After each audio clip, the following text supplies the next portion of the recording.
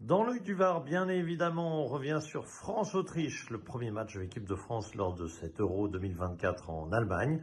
Nous ferons comme ça, évidemment, les grands matchs de cet Euro et ceux de l'équipe de France tout naturellement. Et chaque fois, ce seront les matchs en 3 points. Parce que les 3 points, c'est le plus important.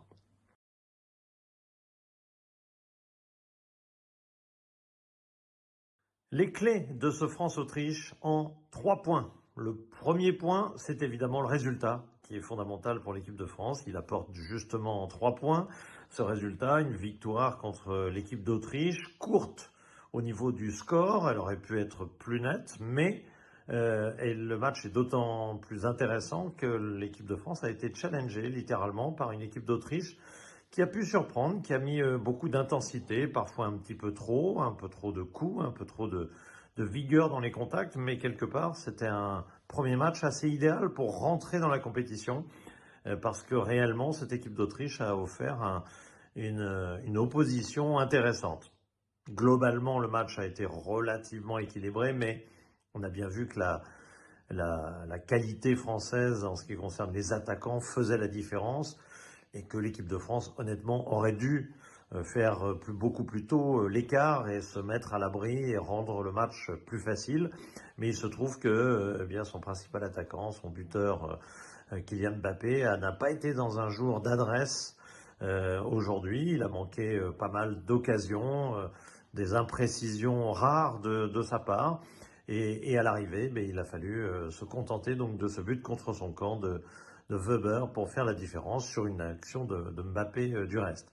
Bref, on a eu un premier point donc consistant, c'est que l'équipe de France a été obligée de jouer tout de suite un gros match, quelque chose qui lui permet de rentrer réellement dans la compétition et en plus en remportant 3 points, ce qui assure certainement des lendemains plutôt enchanteurs. On sait que désormais, lorsqu'on a gagné un match, lorsqu'on a 3 points, on est quasi qualifié avec cette formule de l'Euro à 24.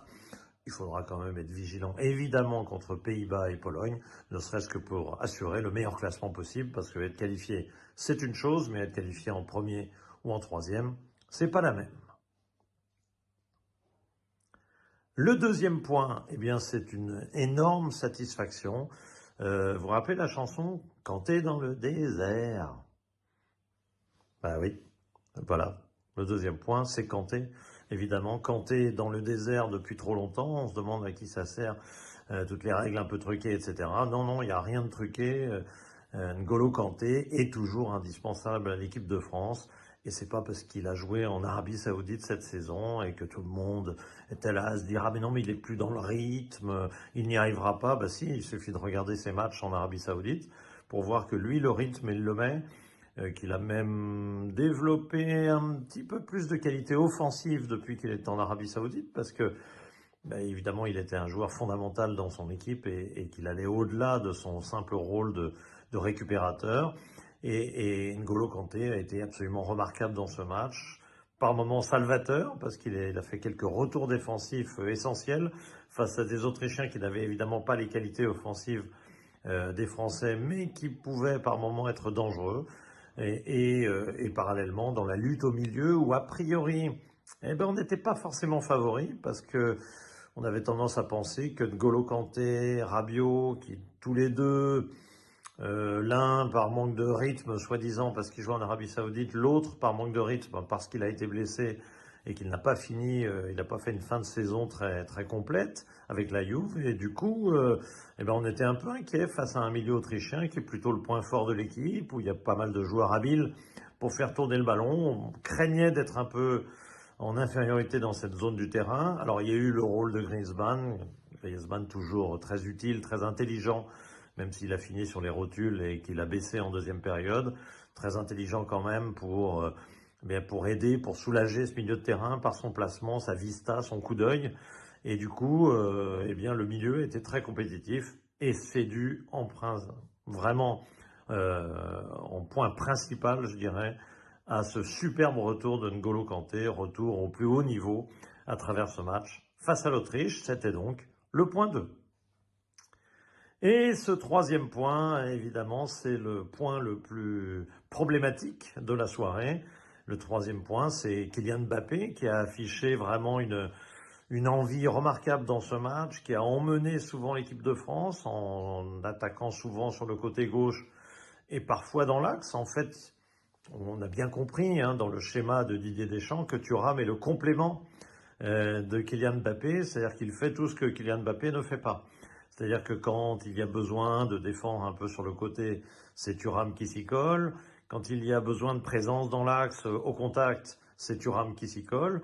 Et pendant ce temps-là, Mbappé, qui est Didier Deschamps un petit peu d'œil, il a bien vu que son point fort dans l'équipe, c'était évidemment son capitaine Kylian Mbappé, qui a ce pouvoir offensif dont dépend l'équipe de France. C'est ce dont on va parler ensuite, bien sûr, parce qu'on va parler évidemment de la blessure.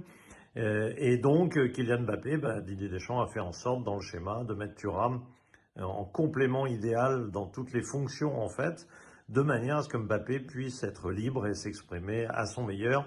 Et c'était le cas ce soir, un très bon Mbappé, à part devant le but, paradoxe. On l'a vu marquer cette saison énormément de buts en n'étant pas toujours exceptionnel. Là, il a été excellent dans le jeu et pas efficace devant le but.